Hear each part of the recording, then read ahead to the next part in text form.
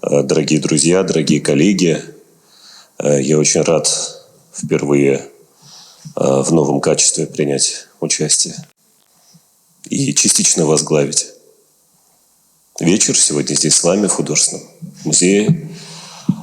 На самом деле тема близкая и тема очень важная. И я считаю, что очень не случайно второй показ, но первый главный, потому что это Новгород, проходит здесь у нас. Потому что вы лучше меня. Не мне, моим коллегам, гораздо больше отдавшим, несравненно, благословенному музею новгородскому.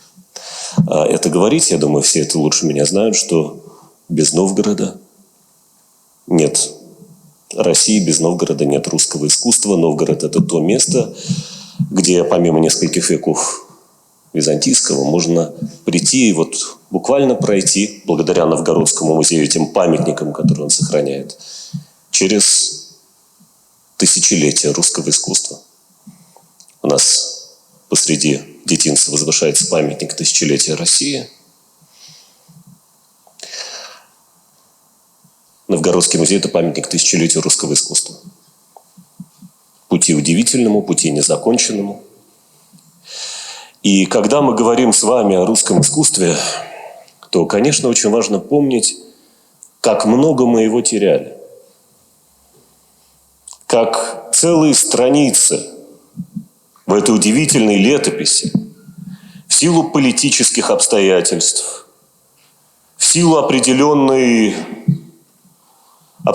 вкусов, иногда уходящих во вкусовщину,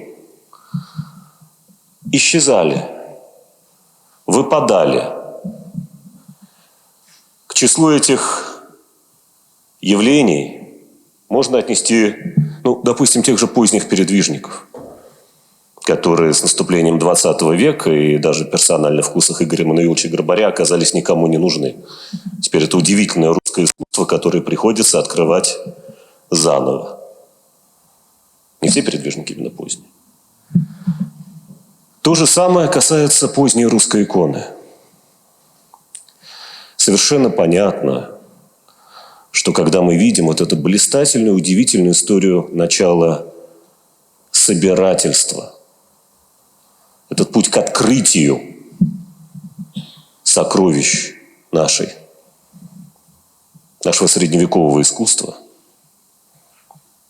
иконописи, фресковой живописи, когда из ветошных храмов, с колоколен, из-под поздних записей, слоев почерневшей олифы стали представать где-то в конце XIX, чаще уже с началом XX века, шедевры русской иконописи, средневековые шедевры, то иконописи синодального периода уделялось меньше и меньше внимания. Она считалась во многом явлением вторичным. Когда речь шла о спасении иконы, то, конечно, на протяжении советских лет сосредотачивались прежде всего и государственные музеи, и частные коллекционеры на старых, на древних шедеврах. И так за бортом общественного сознания оказались удивительные памятники, которые создавались в иконописных центрах Российской империи. В Палихе, в Мстёре,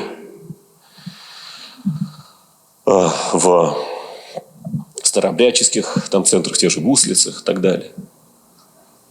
В Ветке, в Холуе, в Шуе.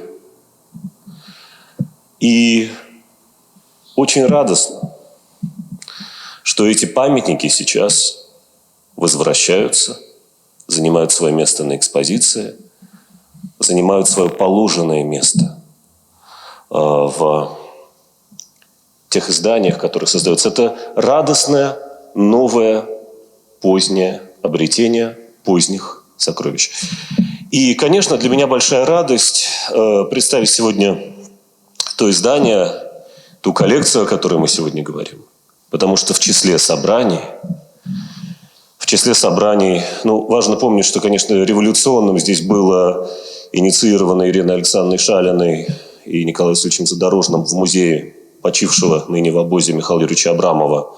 Огромное возвращение шедевров, в том числе подписных шедевров поздней иконы, которые в Россию вернулись не откуда-то, а из Бейрута. Радостно, что недавно открылась выставка в Государственном Эрмитаже, о которой мы тоже вспомним сегодня отдельно, северных поздних памятников. Но вот радует то, что сейчас, когда мы видим на самом деле, ну, где-то в большей, где-то в меньшей степени, где-то гласный, где-то негласный запрет на русскую культуру, Россия не в моде. Мы видим, как за океаном замечательный фотограф, входивший в плеяду таких вот активных энтузиастов, коллекционеров иконы 70-х, 80-х годов, перебравшийся в Алексей Семенович Кушнирский, собрал коллекцию. Коллекцию очень интересных, очень во многом эмблематичных памятников, в особенности Палехской иконы XIX века, но и не только. Этот удивительный мир праздников и полниц, которые создавались для келейной молитвы, для семейной молитвы, для созерцания. Памятники, которые уходили за рубеж, как такой, здесь до них не было особого дела, они уходили как сувенир а-ля Рюс. И вот теперь они не где-нибудь в чьих-то гостиных или антикварных салонах, они не на рынке, они собраны в единую целостную коллекцию. И если коллекцию невозможно перевести, то очень трогательно, что этот коллекционер Алексей Семенович, который с нами сегодня мысленно, что он вложил свои силы, свои средства в то, чтобы в России появилась книга, посвященная этим иконам. Чтобы эта книга стала платформой для замечательных русских и русскоязычных исследователей, авторов.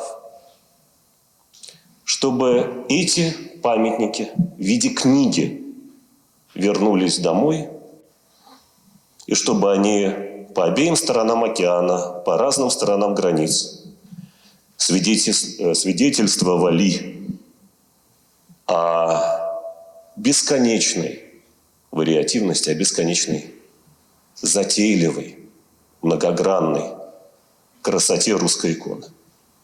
Я с большим удовольствием передаю слово, во-первых, я отдельно хотел поблагодарить Исаака Борисовича Фрейдмана за организацию, за наведение мостов и за этот интерес, который действительно позволяет Новгородом обогащать мир, а миром обогащать Новгород. Исааку Борисовичу можно поаплодировать, если что. Кстати, где он? Да. И я с большим удовольствием... вот, Исаак Борисович, здрасте, я вас не видел. Вот, я думаю, где вы? Да. Можем еще раз поаплодировать. И сейчас я хотел бы представить не просто сына, а сына и соработника, коллекционера, сына Алексея Семеновича Кушнирского, человека, кто очень много сил и средств вкладывает, в том числе в русское книгоиздательство, научное, дает замечательную платформу тоже на нашем книжном рынке для русских исследователей и писателей.